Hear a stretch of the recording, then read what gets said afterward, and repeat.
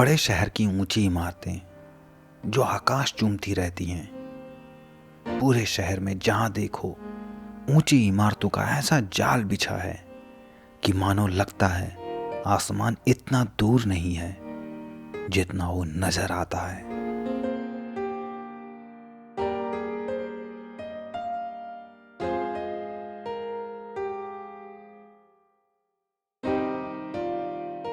पंद्रह मंजिलें, 20 मंजिलें, 30 से लेकर 35 मंजिलें, इतनी ऊंची इमारतें कि बादलों से प्रतिस्पर्धा लगा रही हों।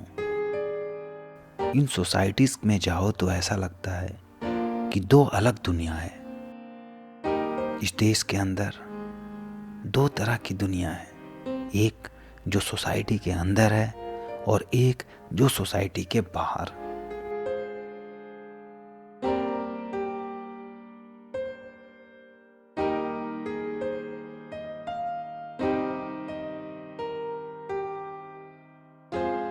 बड़े बड़े park, stadium, shopping complex, gym, swimming pool, club house, इंसान की जितनी भी ज़रूरतें हैं, जितनी भी सुविधाएं हो सकती हैं, वो सब इन सोसाइटीज़ में मौजूद हैं।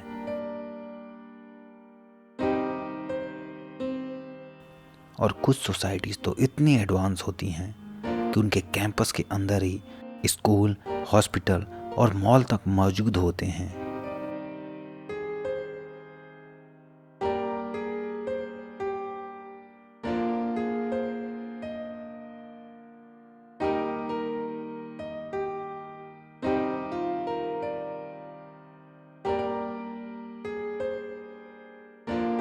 बात अगर सेफ्टी की हो तो सोसाइटी के गेट पे गार्ड्स मौजूद होते हैं। बहुत सारे कैमरास लगे होते हैं। कोई भी अजनबी आता है तो गार्ड्स उसकी पूरी इंफॉर्मेशन लेते हैं। फिर जिससे मिलने वो शख्स आया होता है उसको कॉल करके उसकी शिनाख्त कराते हैं। फिर जाके एंट्री मिलती है उस शख्स को। और अंदर जाओ तो सोसाइटीज के हाई राइज टावर्स को देख के लगता है कि किसी होटल में आ गया है इंसान। 2-2, 3-3 लिफ्ट लगे होते हैं। पहले लगता है कि इतने ऊपर कैसे जाएंगे, फिर लिफ्ट की रफ्तार देख के इंसान चौंक सा जाता है कि इससे तो पता ही नहीं चल रहा कब 20वें फ्लोर पे आ गए, कब 25वें फ्लोर पे आ गए, कब 30वें फ्लोर पे आ गए। ये सारी चीज़ें उन लोगों को ही नज़र आती हैं जब तक कोई सिर्फ सोसाइटीज़ के अंदर घूमने आया हुआ होता है।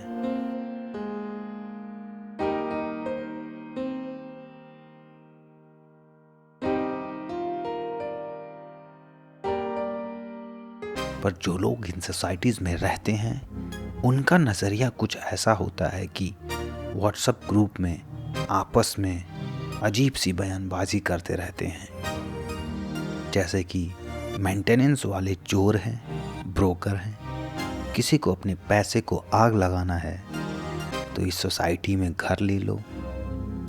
2 साल से फ्लैट हैंडओवर नहीं हुआ, मेंटेनेंस वाले फ़ोन नहीं उठाते, मेरा टॉयलेट वर्क नहीं कर रहा है, मेरे टावर में कल से पानी नहीं आ रहा है, बिजली कब आएगी, 2 दिन से हम लोग परेशान हैं, मैं तीसरी बार चौथी बार लिफ्ट में फंस चुका हूँ, चलते चलते लिफ्ट रुक जाती है।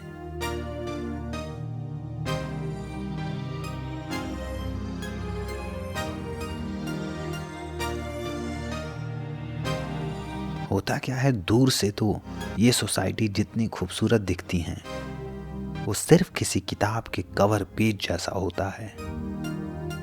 अंदर के पन्ने तो वहां सिर्फ और सिर्फ रहने वाले ही जानते हैं।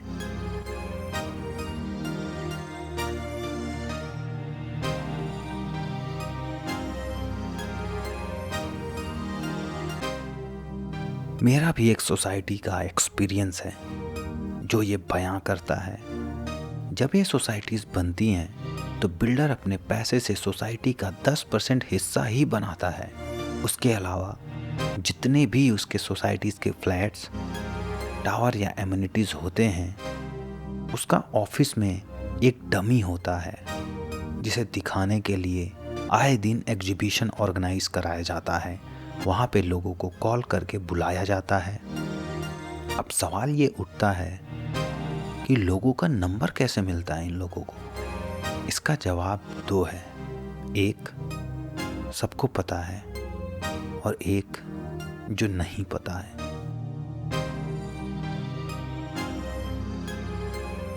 बिल्डर्स के एम्प्लॉयज़ के लिए लीड्स तो कुछ ऑनलाइन प्लेटफॉर्म से मिल जाते हैं, जहाँ पे लोग 1 BHK, 2 BHK, 3 BHK अपनी ज़रूरतों के हिसाब से घर तलाश कर रहे होते हैं। और दूसरा ये कि बैंक्स में जो लोग बैठते हैं, बिल्डर उन लोगों के नंबर निकलवाता है जिनका अकाउंट बैंक में भारी भरकम वजन रखता है।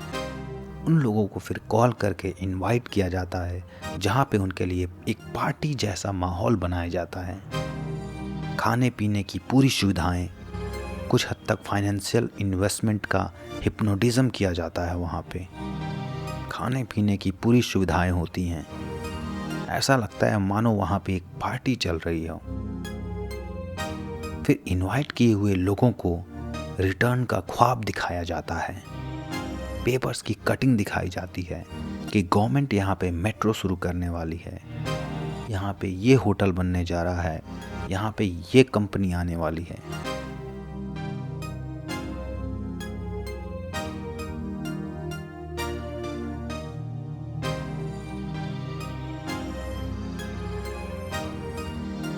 ऐसे ऐसे ख्वाब दिखाए जाते हैं कि आए हुए लोगों को लगता है कि इस जगह पे उनके पैसे तो बहुत जल्द डबल हो जाएंगे।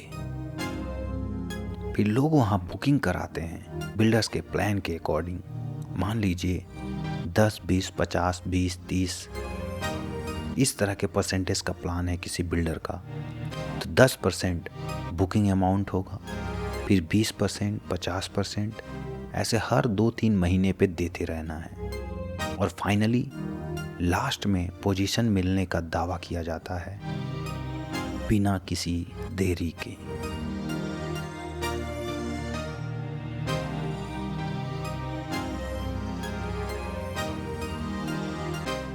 यहाँ पे बिल्डर्स की चांदी हो जाती है, क्योंकि उसने शुरू में 10% ही काम अपने पैसे से किया होता है और बाद का कंस्ट्रक्शन उन लोगों के पैसे से हो जाता है जो लोग बुकिंग करते हैं और फिर हर कुछ महीने पे टोटल अमाउंट का कुछ पैसा बिल्डर के अकाउंट में डालते हैं।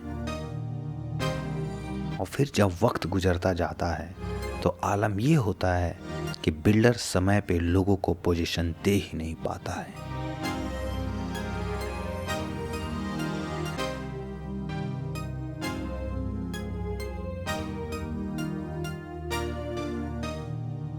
NCR में ऐसे लाखों लोगों की तादाद है जिनको पोजीशन टाइम पे नहीं मिला और लोग आए दिन शहर में बाहर निकल के कभी गर्मी में तो कभी सर्दी में बिल्डर के अगेंस्ट प्रोटेस्ट तक करते हैं। उसके अलावा सोसाइटीज में बिजली की समस्या आम बात हो जाती है।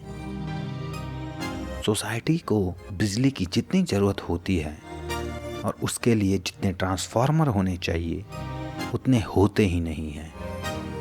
और जब गर्मियों में AC का लोड बढ़ता है तो ट्रांसफार्मर ओवरलोड होने के कारण जल भी जाते हैं, जिससे लगातार बिजली का कटना और आते जाते रहना, ऐसी समस्या आम बात हो जाती है, जिससे लोग परेशान होते हैं।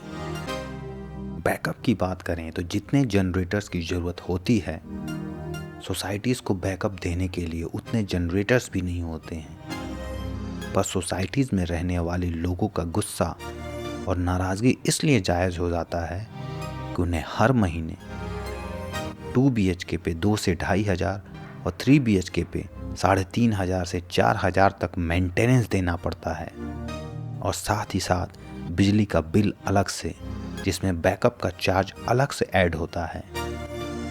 इसके अलावा जो लिफ्ट होता है सोसाइटीज़ का, वो आए दिन खराब मेंटेनेंस की वजह से बार बार खराब होते रहते हैं और बहुत बार तो लोग उसमें फंस भी जाते हैं किसी फ्लैट ईयर के फ्लैट में टॉयलेट का फ्लश खराब हो जाता है तो किसी फ्लैट ईयर का किचन में पानी लीकेज करता है।